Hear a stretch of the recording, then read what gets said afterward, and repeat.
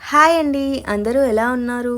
So, ఈరోజు నేను కొత్త డిష్ ట్రై చేద్దాం అనుకుంటున్నా. అదే అండి ఆల్మండ్ పుడింగ్.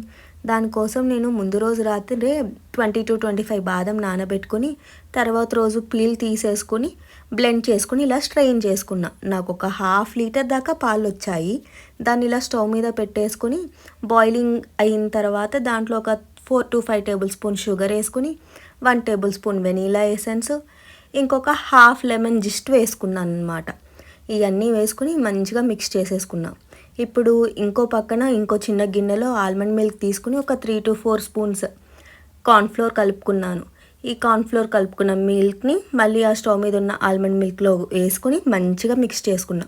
సో, మనకి కొంచెం థిక్ పేస్ట్ అవ్వాలన్నమాట. ఇప్పుడు ఈ థిక్ పేస్ట్ అయిన ఆల్మండ్ మిల్క్‌ని మనము బౌల్స్‌లోకి ట్రాన్స్‌ఫర్ చేసేసుకుందాం ఇలాగా. నేను చేసిన మిస్టేక్ ఏంటంటే లోతు తక్కువ ఉన్న గిన్నెలు తీసుకున్నాను. అందువల్ల నా పుడింగ్ ఫ్లాట్ వచ్చింది.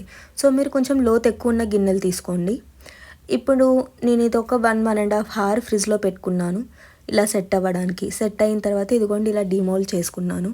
ఇప్పుడు పిస్తా ఇంకా చాకో చిప్స్‌తో గార్నిష్ చేసుకున్నా. సో, నేను మా పేరెంట్స్‌ని అడిగాననమాట. ప్లీజ్ టేస్ట్ చేసి ఎలా ఉందో చెప్పండి అని.